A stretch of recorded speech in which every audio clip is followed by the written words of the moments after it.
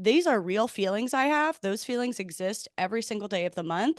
And sometimes the pain involved there is like brought more to the forefront of my mind. Whether I know it or not, I have an expectation of how something's going to go. You are not just your disease and you are not just your chemicals, but it also is you. I'm really bad at flirting with men that I am attracted to. Yeah. I am great at flirting with new friends, somebody at a networking event. Good networking should not feel like you're sidling up to someone or like kissing their ass or trying to bed them. Talking to other people is flirting most of the flirting. time. I'm always so high energy in the morning and so low energy in the afternoon. Great. That means I want to do more of my filming in the morning and prepare for that. You can have this part of you and you can still behave in a way that doesn't let it completely take over. Wow. Here we are. It's not for everyone. We're a podcast and you've joined us and we're so grateful. I'm your hater. Jess is our lover. And let's ruin someone's day. What do you have to say, Jess? I have a tip that actually I think could make someone's day. Okay. And I've stored this and been ready to talk to you about it because it's been several weeks since we've been seated here in each other's palms at the right hand of the Father. And so I did this thing a couple weekends ago where I had it was a Sunday and I was really lazy and I had a lot of things that I needed to get done, but I kind of needed to frame it in a way for myself where I knew what the minimum viable product was. If I only do 2 things on this Sunday, that's what these 2 things are. And then nice. Scale, did layers to my to-do list. Mm-hmm. So my to-do list was categorized in 3 categories. The first was minimum viable product. Then the next layer was Series B funding.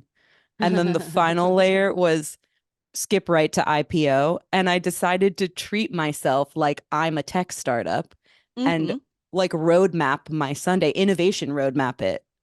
This is the most corporate girl bullshit I've ever done, but it worked.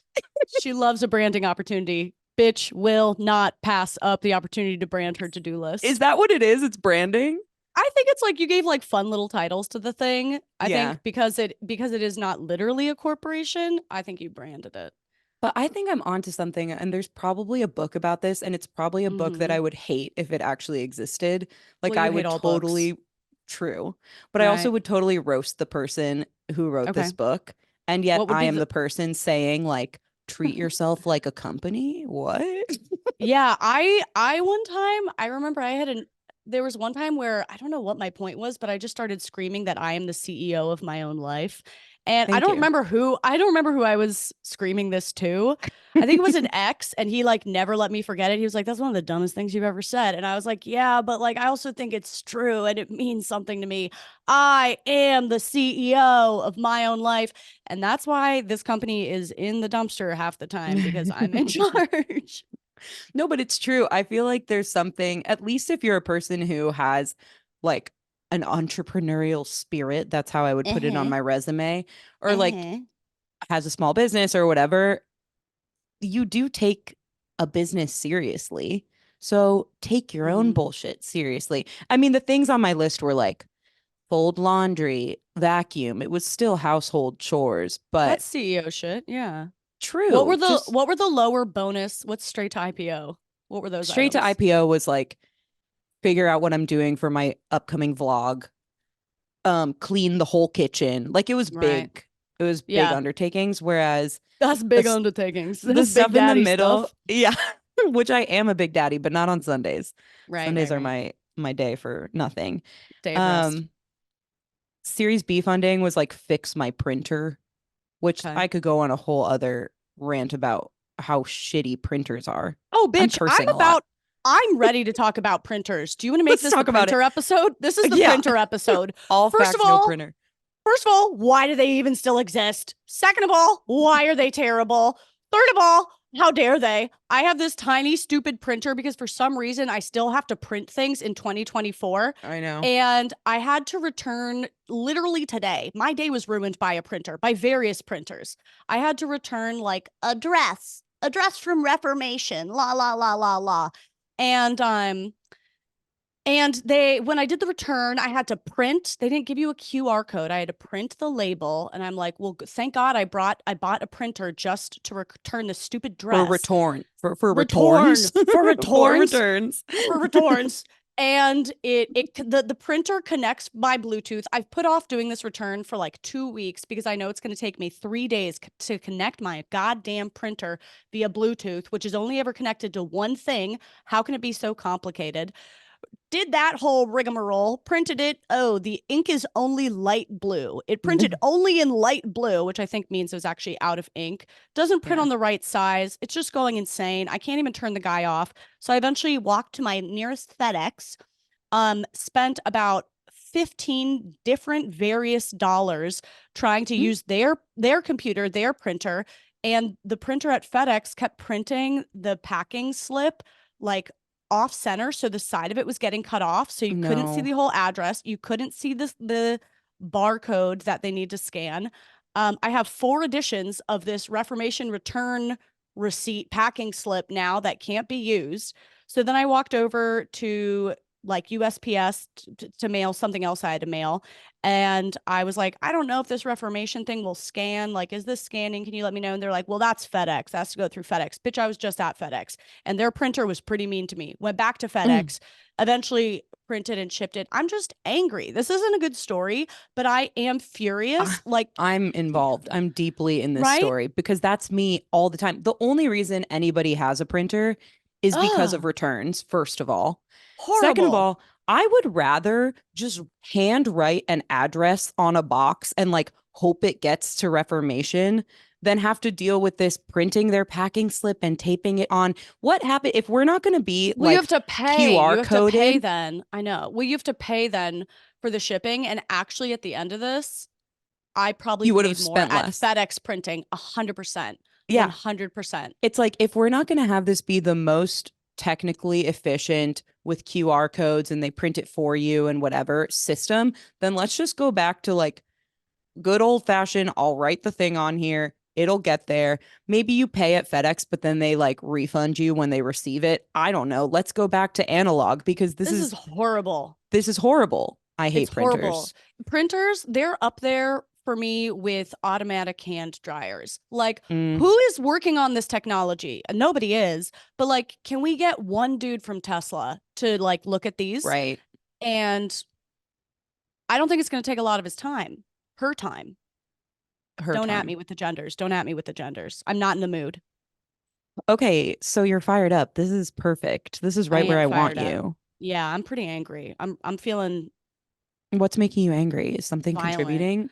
I just had like a couple of work days that were back to back, not a second to breathe. And then the period's right around the corner. I'm deep in my Sure. luteal phase. I'm deep I in my think I need lute. to start tracking your period. I think that would actually be really helpful for me and everyone in our little community. Okay, I'm gonna say this. So I've gotten a lot of questions when I've talked about like tracking the cycle and mood things and energy.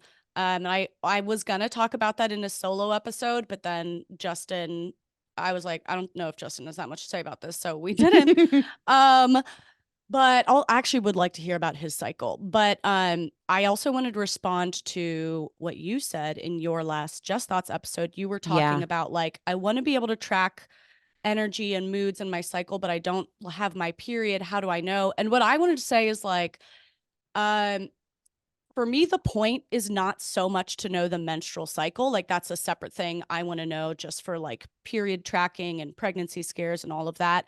But what's more important to me is just like tracking the patterns of my mood, if there are patterns to be seen, or patterns of your energy, patterns of my irritability, whatever. And that you can, that could just, if there's a pattern there, you'll see that without knowing when your period would fall. Yeah. So I downloaded, I even literally I had a notebook, like a little monthly planner I was doing it in.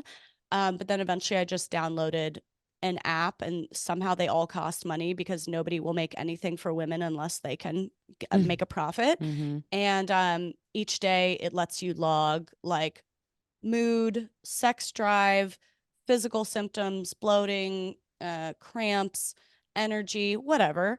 And I'm excited. You know, you have to rack up a few months before you can see those Yeah. patterns. But even in the months I'd already tracked, there were like exact patterns of like I'd have a stable mood, good mood, in a good mood. And then like it's like a week and 4 days after my period ends, I get in a horrible mood again. Wow, that is so interesting. I will have you send me that app. I had this realization the other day because I've been thinking about this a lot. A lot of people wrote to me and were like, I think what you're describing might have to do with your period. A lot of people Right. also wrote to me and were like, you have ADHD. There are a lot of diagnoses going Oh, on. do you know how many diagnoses I've gotten on the internet? First of all, I have ADHD. Some people said I'm autistic. Like Oh, it's on and on.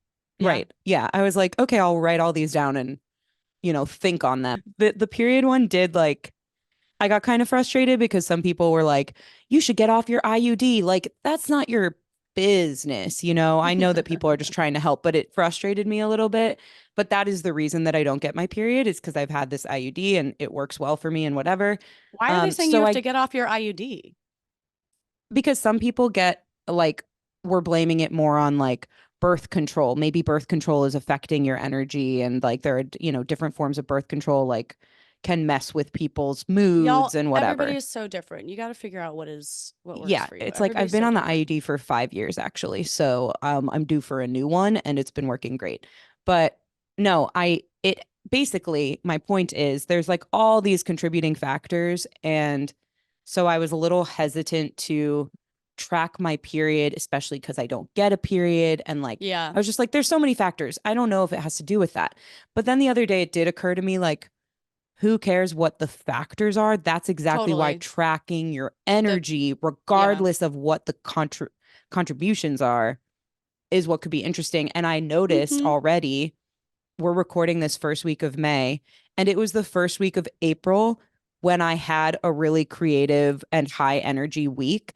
And I'm having that this week. So a month later, exactly, I'm having that same like good Yeah. mood, good energy, creative flow. And so, yeah, I'm going to start tracking it because I've officially noticed like beginning of the month seems good. Don't know what that means about my period, but it's good for me to know for like planning my Totally. life and when I'm going to do, new and fun things. Yeah. And I want to be really clear that how I feel like I think this topic can actually like offend or upset some people as it pertains to feminism and women and whatever. Let me say, like, if there is nothing else I am in this life, I am a feminist above all other things. I feel like all the content I make is to help younger women, is to help women with like the issues I wish I had support with when I was younger. If nothing else, I am a feminist. And this is how I relate to the hormonal fluctuations that all women have and all men have. Men also have hormonal fluctuations. It's not on a monthly cycle. I think theirs is on a daily cycle, but all people have chemical inputs, fluctuations, inputs from your life, whatever stimuli. I agree with what you said, where it's like, you don't actually have to know why, but I find it Mm-hmm. helpful in general just to notice patterns, whether it's a pattern that you have daily. I'm always so high energy in the morning and so low energy in the afternoon.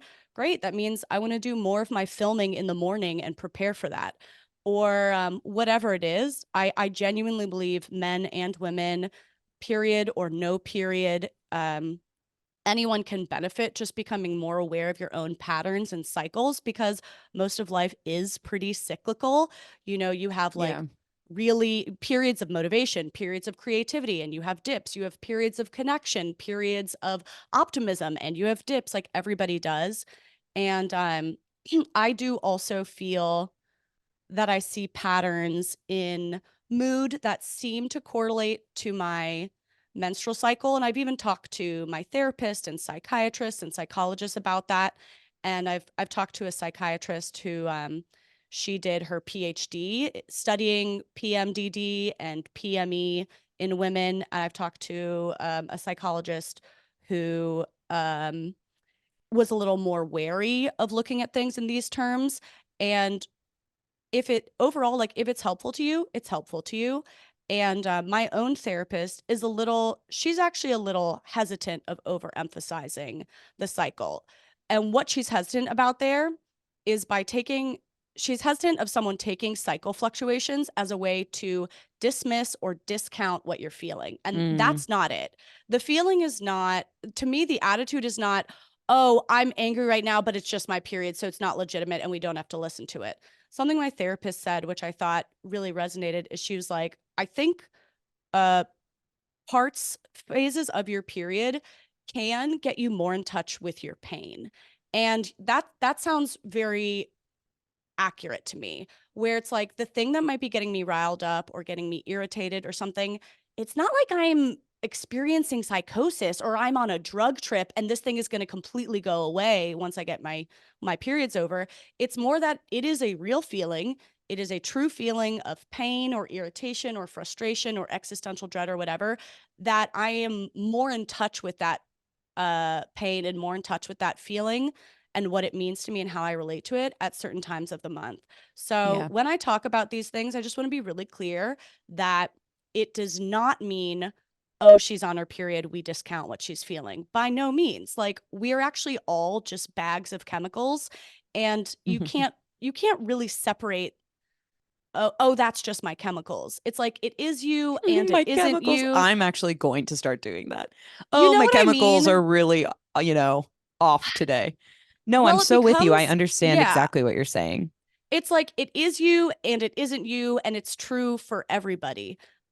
So if that's something that perturbs you, because I could understand why it perturbs people, I just want to be clear about the way I relate to it, which is just like, these are real feelings I have. Those feelings exist every single day of the month. And sometimes the pain involved there is like brought more to the forefront of my mind instead of kind of um skirting over them. Yeah, Yeah. it by no means, don't let anyone ever treat you like, well, that's not legitimate or she's just on her period, we can dismiss that. That's not what this is. And it's not what it should Yeah. be. I think that that's exactly, you hit the nail on the head as to why I've been hesitant to track my period for like mood and energy tracking reasons, because I've not wanted to subscribe to this notion that sometimes exists in parts of society of like blaming the period and, oh, I'm having a bad week because of this. I've not wanted to fall into that trap. But I appreciate how you're differentiating it. Like, if people are tracking their period and are noticing these trends and these patterns, it's more of a way to just understand yourself, not a way to like Yeah. point a finger and say, "Oh, I have an excuse this week." But it's Mm-mm. also a way to understand, like, there will be things that you go through, like let's say I'm having a disagreement with a family member and it's like an ongoing thing, and there will be days and weeks when I'm not that stressed about it. And Yep. I'm kind of like, you know what? It's all okay. We had that good conversation. I feel like I can kind of like have some peace and move on. And then a week later, I'll be freaking out about it again and be really stressed and sad and whatever. And it's not because anything has actually changed in the relationship or in the story. It's Mm-hmm. a lot of it has to do with just like where I'm at. And maybe one week I was in a place where my chemicals were allowing me to like be a little bit more steady about these existing dynamics in my life. And then the next week, my chemicals were like, girl, you are still holding a little bit of pain on that. And we're going to notice it this week. Like Mm-hmm. I think it can explain a lot of um, that truth that nothing is linear. Like, life isn't linear. You're not just gonna like Mm-hmm. get to a point and then always feel better from there. Yeah. Um, so I think it would be helpful to be able to track that, because then when you do realize, oh, okay, I'm probably partly feeling this way because it's this part of my cycle, you can almost like give yourself more grace and just be like, okay, this is Yeah. a feeling that I was having and it's coming up more right now. And I know the reason why, and I'm not going to like overreact about it, maybe. Yeah, I think that's how I relate to it. Like, and as you said, there's so many more inputs and stimuli and factors than just who's on their period. Did you get Yeah. sleep? Did you get Yeah. sleep? Are you getting your Yeah. vitamins? Are you getting, sunshine? Are you feeling connected? Are you getting dopamine from your relationships? These are things that affect every single person of any gender. And hormones and chemicals around your period or around a male's daily hormone cycle affect their behavior as well. It affects everybody. So to me, the way it helps, like during this week where I've been super, super irritated about everything, things that always irritate me, like being overworked. That irritates me. Stupid thumbs up emoji. That irritates me no matter what time of the month is. But I have found it so annoying, and it's been like the pain and frustration and this kind of like existential Hmm. catastrophizing I'm doing is heightened right now, where I'm being like, not just am Yeah. I feeling annoyed, but then I go into like, oh my God, that means my life is terrible. Why didn't I notice everything was so terrible? Like, and then I have a new feeling on top of it where I'm making it very catastrophic, very terminal. And I think just knowing the pattern of like, yeah, I do pay attention to those annoying things more sometimes during this week. It helps me not go to like, and life is terrible, sort of. It Yeah. kind of helps me see it through. I think it's kind of like having your first panic attack or having your first bad drug trip. It's like, maybe I'll stick with the panic attack example. It's like the panic attack and the feelings, those are it's a real event that's happening.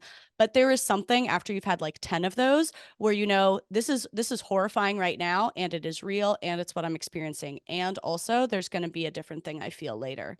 Is Yeah. like that makes all the difference in the world for depression, for anxiety, for anything. And Impermanence. yeah. And Justin has a great saying, which is not when he talks about, because we were kind of mentioning ADHD and stuff like that, this is another factor. Any of your brain chemistry, your body chemistry, like it is a part of you.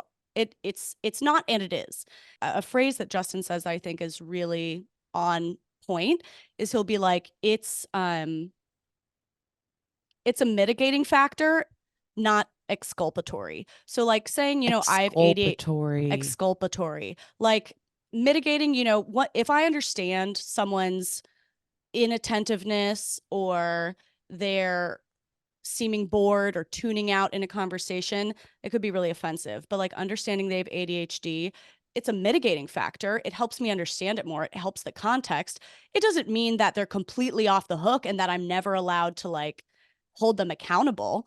Hmm. Um, and I think that's where people get into tricky situations sometimes where they're like, well, I have this, I have that. So it gets me off the hook. It doesn't. It's mitigating, not exculpatory. Does this make sense? Yeah, it does. It reminds me of something that I say a lot that I think it originated from like public health classes where this was relevant in epidemiologic research where it's correlation but not causation. Like there are so many Mm, factors going on and so um unless you isolate all the variables, you can't say that something is causation.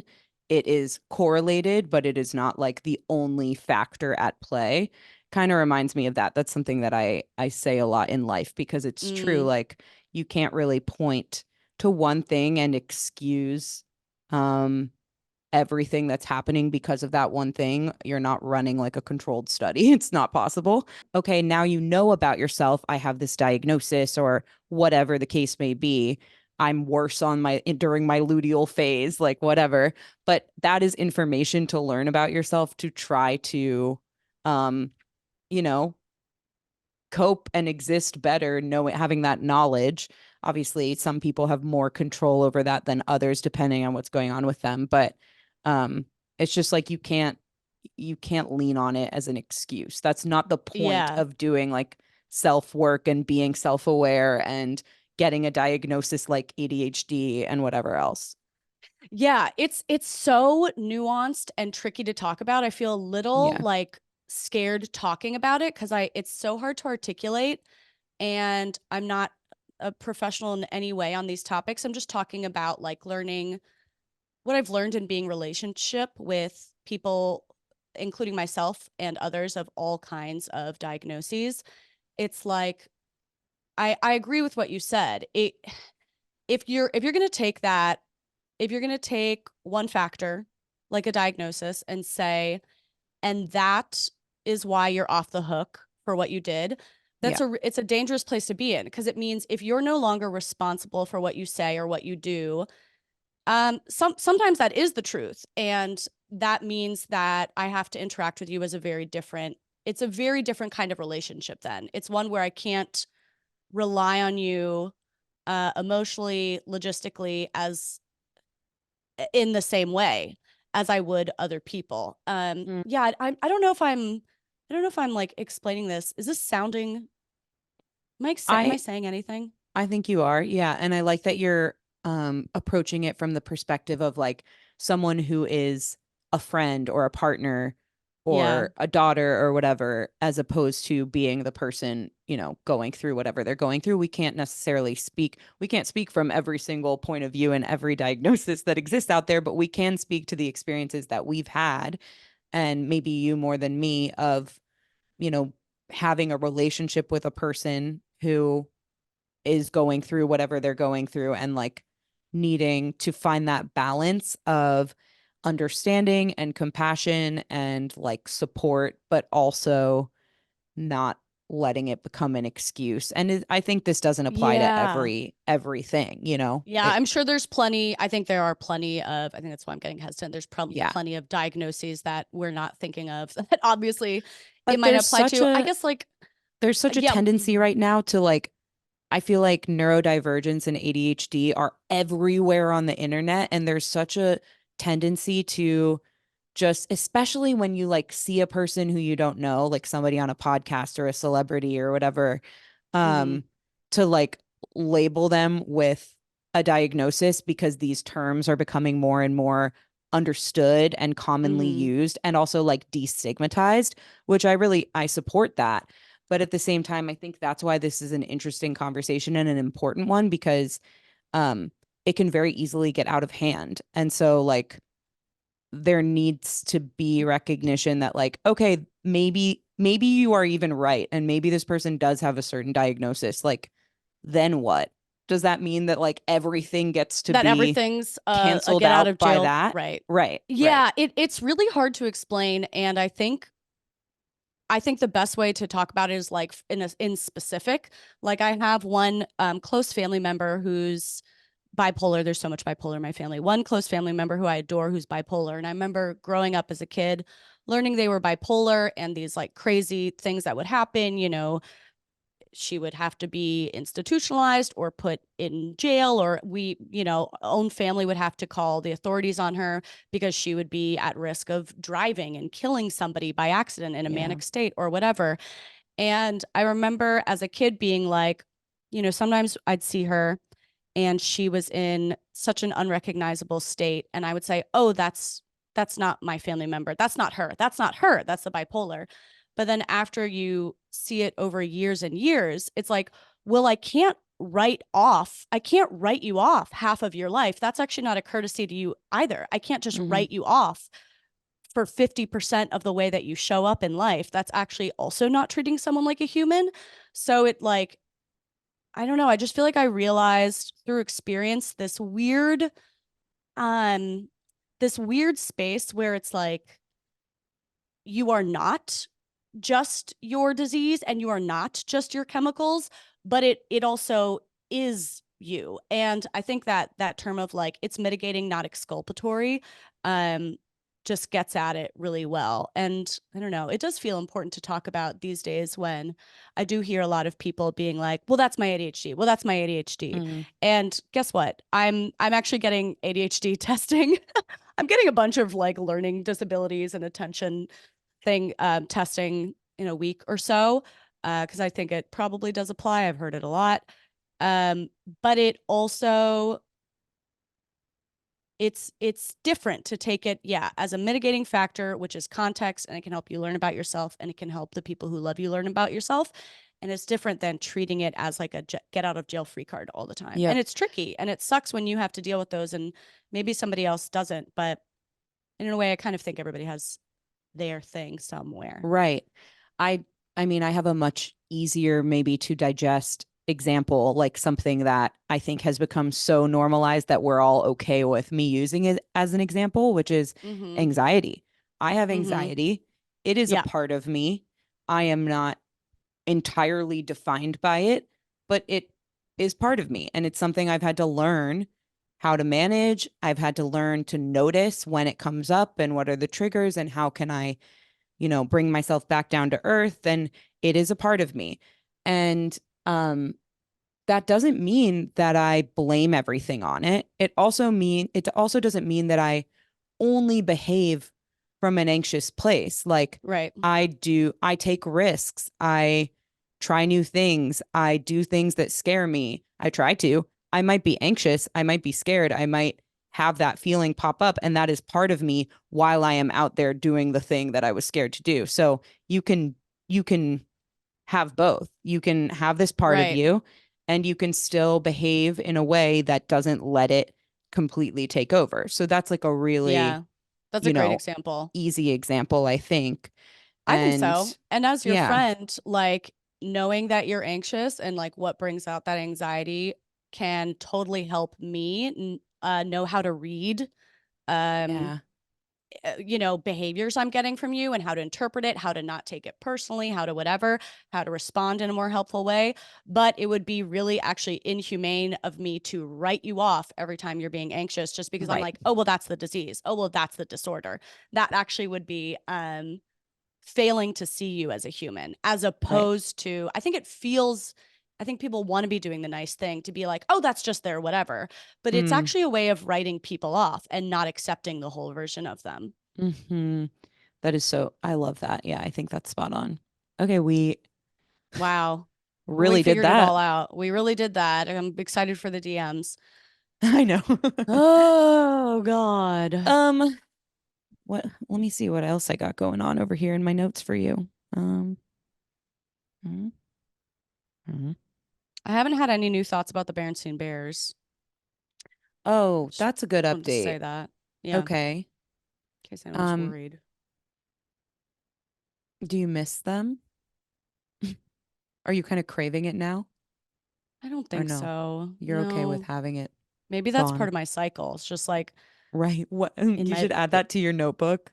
Thoughts three about the days, Bernstein thoughts about the birds. Berenstain Bears.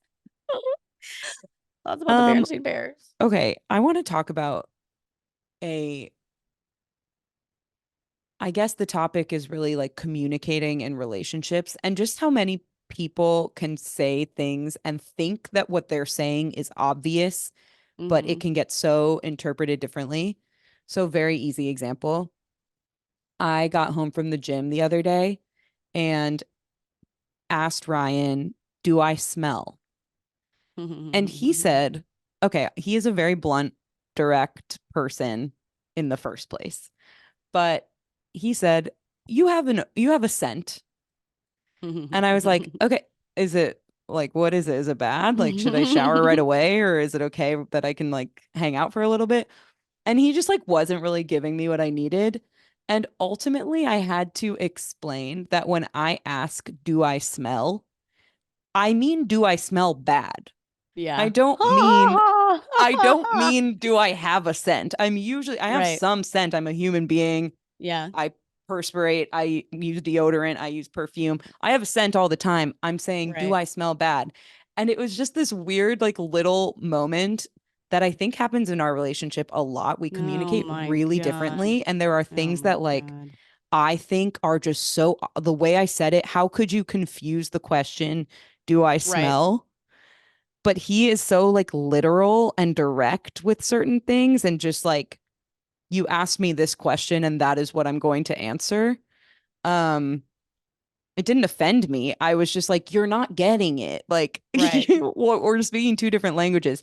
So, anyway, I had him repeat back to me at the end, like, what do I mean when I say, do I smell? And he was like, do you smell bad? There's But my does this happen to bad. you in with Justin or with Totally. anyone? Yeah. Totally. Totally. Justin and Ryan sound so similar. Oh my Yeah. God. Oh my God. First of all, let me tell you about one of the most fun fights we ever had. We've talked about this so much together. There was one evening. Justin is so analytical and like literal and exacting with his words and so whatever. And I'm like, listen, it's just a vibe. Like, it's just vibes. And we do these bi-weekly like couples check-in meetings, and they're so great. Every other Sunday we have a little meeting where we just like lay in bed and we talk about something nice or something difficult or something that's a reminder, whatever the hell, it doesn't matter. Sometimes we just make out. And it was one of these weeks where there was nothing pressing or heavy or difficult to talk about. So I'd saved a question like on my phone that I saw that was like the good question for couples to ask each other. And it Those never was, go right. oh my God, it's always a fight. Oh my God. And it was like, what's your internal journey like right now? And I thought that was a great question. Yeah, I So I like asked that. him, I was like, I don't have anything on my mind. I don't have any agenda, but I'd love to hear what's your internal journey like right now. And he just goes, I don't know what that means. And I was like, okay. I feel like you do. I feel like you do know what that means, but for some reason you're being difficult. Mm-hmm. And then I was like, okay, wow, it could mean something that you're feeling, maybe under the surface, or something you're processing. And he was like, I don't know what processing means. Okay, bitch, this is one of the most well read I'm so upset. people I've ever met on earth. I think you know what processing means. I think you've Right. collected the context clues of when people use the word processing. And we sat there, but I was trying to entertain it and like stay calm. I was losing my shit and he was losing his shit. And we had like a 10-minute fight about a dictionary, about like what does processing mean, just going back and forth. And it was like it was litigation. I was like, I feel Mm-hmm. like I'm getting cross-examined right now about like, I was like, first of all, I was just trying to like snuggle inside your heart for a minute, and now Right. we're fighting over Merriam-Webster's dictionary. And this happens all the time. And he and I have gone to like talked about it so many times since, about um like just the meaning of words, and he genuinely didn't want to answer the question until he understood the meaning correctly Right. and what I meant by it. And then also just the meaning of that interaction, where I got so deflated, so upset that like clearly I'm trying to be close to you and Yeah. you are just going and you want to fight, I guess. That's how I interpreted it. Yeah. However, he just got caught on a tangent, just got caught on an analytical thought, just got caught on the litigation thinking, which he has to do for his job and for his work. And it's how he thinks naturally. And it was just an interesting topic to him. But I'm taking it very personally. I'm taking it like an affront. And then somehow we're just fighting about the word processing. And we Right. have had so many like um post-mortem conversations about this moment, where it was just such a misfire of like what we both thought the other was trying to do, Mm. and a misfire around language and a misfire around intention. And our TLDR, our conclusion was basically like, in those moments where we're just missing each other and we're like, whoa, what, we've both lost sight of what we were trying to do here, to just pause and be like, what's our shared goal? Is our Mm-hmm. shared goal to win a fight about the word processing? No, not today. Our shared goal is to like have a moment of closeness and both let go of whatever expectation we had going into this. I need to let go of mine. He need to let go of his, and we can have something different together. Like, what's our shared goal? But Yeah. my There God, are so many. Oh my God. I mean, what you just described like might as well have happened between us here, because it we've sounds had very similar. so many moments where I'm coming from a certain place. He doesn't understand exactly where I'm coming from. He maybe makes an assumption about where he thinks I'm coming from, or he asks a question to get more clarity. And I'm like, how is that not clear? I'm trying to connect with you. Yeah, I'm And it immediately just, mad. I'm I'm pissed. pissed. And so many times too, even when it doesn't You become don't like, love me? Oh, you don't right, love me. Okay. even when it doesn't become an argument or something, there are still a lot of times when I'll ask a question, like like the question you asked of what's your internal journey right now? And he'll be Yes. like, well, I don't know exactly what that means. Or like, does that mean this or does that mean this? And I'm like, you know what? Fucking pick. I don't care. It means whatever you want it to mean. Just answer the question. I'm trying to connect with you. Like, there are so many times when I'm like, I have to pick my battles. I don't really I need to, know. like, I was just trying something here. I You know. can I take it know. I whatever know. direction you want, buddy. What sings to your soul? And Totally. we'll just do that because it is true too that like a lot of those open-ended connection questions, I don't really know. I'm not expecting anything from it other than like closeness. So you could answer it Right. however you want, but he is Totally. very like everything has a specific meaning and I want to Yeah. really understand what you're saying so that I can answer in the right way. He doesn't want to say anything that he's not sure of and that he's Right. not like I can stand behind the exact words that I chose. I mean, Right. I am nothing like that and I have always said on this podcast like everything I say, you can pretend it didn't happen and forget right afterwards because I probably forgot too. Like, I'm just talking. I think usually it aligns with me. Sometimes I probably go out of bounds, but ultimately I'm just talking and he's nothing like that. Yeah, they're very similar. What do you do? What do you do? I guess we talk What to do each you other. do? What's your Yeah, internal journey? Just text me my when you want to internal ask a journey. question like Oh that. my God. Oh my God. I don't know. I'm my head is like, I think it's for me, I think it's accepting that the route to closeness, the route that I thought would take us to closeness and intimacy isn't a route that takes him there. And there's actually lots of mm, other ways. Like I'm so verbally, confessionally focused. And to me, that's like, oh, that's how you get close. But I don't think that does it for him. And he can be very yeah, open. He can be so open and vulnerable and whatever. But I have an idea in my head about how we're gonna get there. And I think that's the part that I need to let go of. And I don't know. I yes. don't have a clear answer. It's like something I think it's something we're like actively figuring out about each other. Um, yeah, Ryan I did don't know. notice this about me, and I think I've told you this before, where at some point in our relationship, he started to realize that a lot of times, whether I know it or not, I have an expectation of how something's going to go, like an image in Yeah. my head, a vision of Yeah. like what a date's going to be like, what a conversation's going to be like, what me asking this Death question and him sentence. answering is going to be like Total death the worst thing you sentence. can do. But I Right. know, and I know from experience because I did that in my last relationship too. I do that with friends and family. I do it all the time. I know that I do that and I know that it's something I've been trying to like get better at not doing. Um Yeah. anyway, so he will often ask me whether it's in the moment or in retrospect or actually we've gotten better at him asking me before anything even happens. Oh, what's your Like expectation? do you have what's your expectation for this evening? What's your expectation for this plan that we have? This vacation, this whatever. Um I don't know, like, and I try to make myself answer that honestly rather than being like, oh, whatever comes of it. Right. Like, we'll just have a good time, la, la, la. No, he's asking you this because he knows that you want to like go for a gondola ride and like he has to hold your left hand while stroking your right cheek. And if he doesn't do all these specifics, you're going to be upset about it. And so, Yeah. like, I do have to be really direct when he asks me that. And I applaud him for like learning this about me and being okay with the fact that he's not even trying to shame me. He's just like, tell me so that I know, as opposed Yeah. to, He's actually us communicating it. getting in a That's what fight later. communicating is. That's what Right, communicating right. is. What It seems basic, but communicating is I've had my annoying. ex was very much like, you know, oh, you have these expectations and I'm not going to do that for you, and this is a little bit Lol. more, um, I mean, okay, I've that's now technically learned, communicating too. He told you he's not gonna do it. right, He's right. communicating. But now I've learned like, okay, Ryan will do them. I just have to like be clear about them. Explain them. Yeah.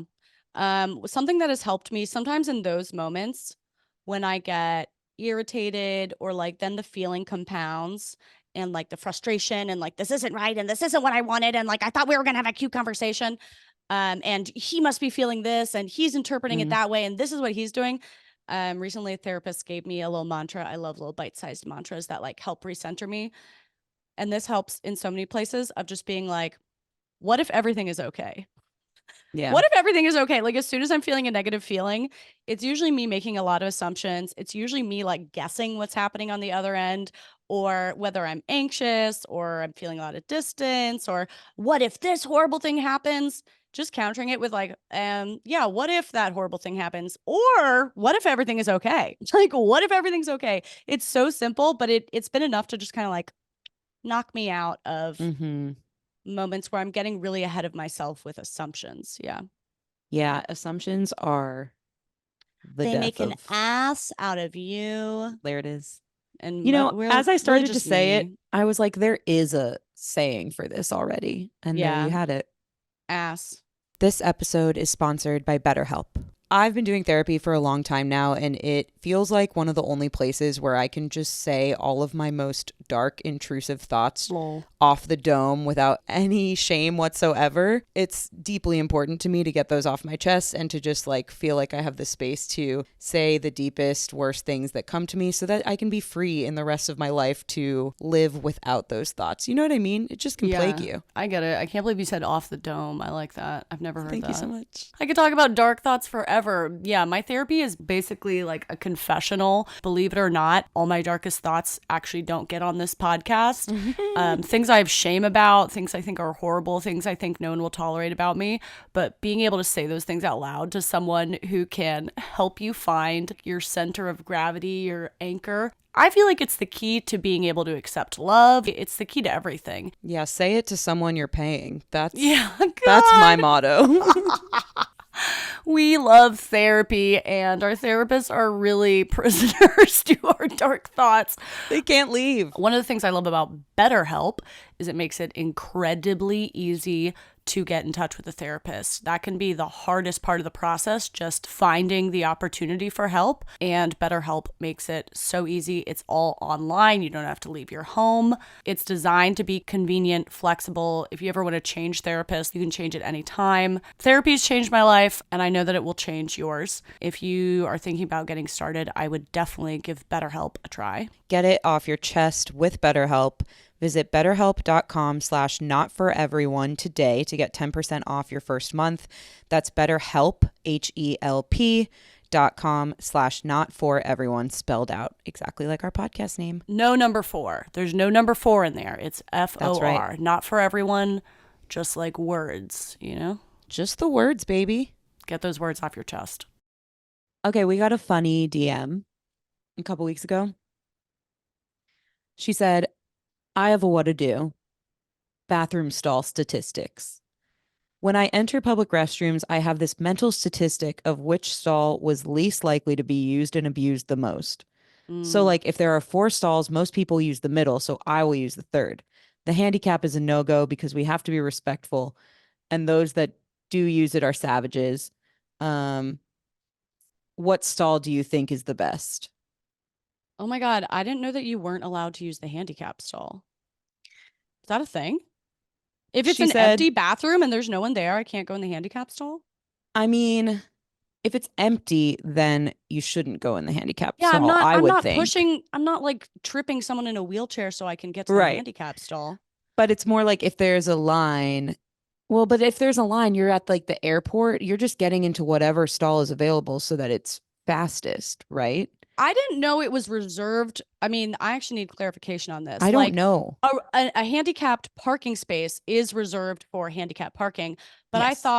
I thought the accessible bathroom stall was just another bathroom stall that is also accessible to someone if they need to fit a wheelchair. Yeah, it's not reserved in the same way that the parking spaces are, but I guess trying to leave it open is like a good gesture. But at the same time, it's also often where, I mean, this doesn't apply to either of us, but it's often where the like baby changing station is. So it's like handicapped moms with babies, like things like that.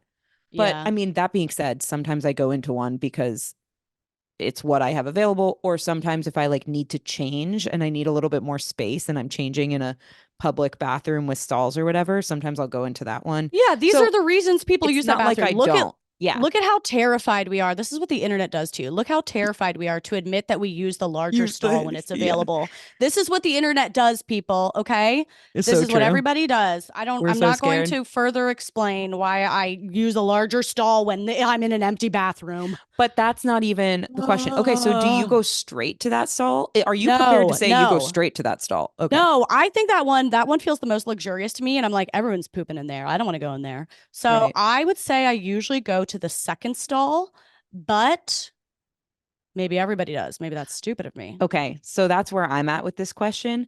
Everybody thinks like don't go to the first stall because that's where everybody goes. Guess Everyone's what? going to the Nobody's second going to the stall. first stall because we all have that in our heads.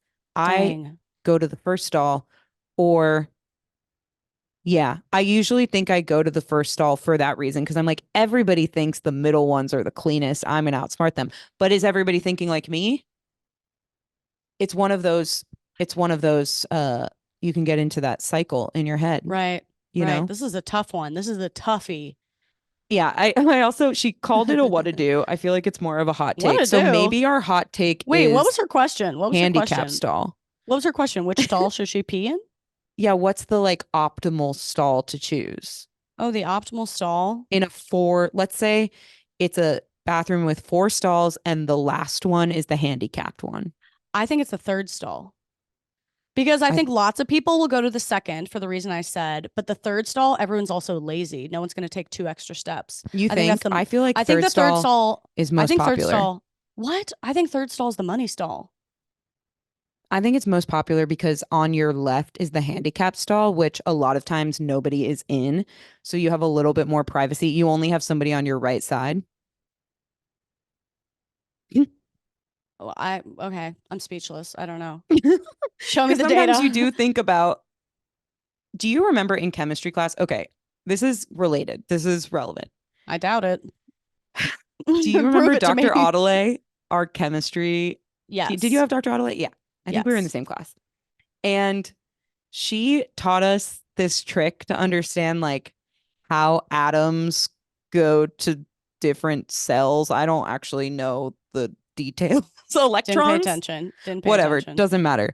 Yeah. And the trick was like if you get onto a bus and it's like mostly empty, but there's one person sitting in a chair over here, you're not going to go and sit on the bus right next to that person. But that is a funny move, and I think more people should do it. I It's an think about it amazing move. all the time because when people do that, like that That's happens to me on crazy. planes a lot. It's Like when crazy that lady sat behavior. next to me and was like, "You look like a good person to sit next to on the plane." And I was like, "This I'm about also to looks eat like an you. empty ass plane behind me. Like, what are you Right. doing?" So my point is, I feel like there's certain bathroom etiquette.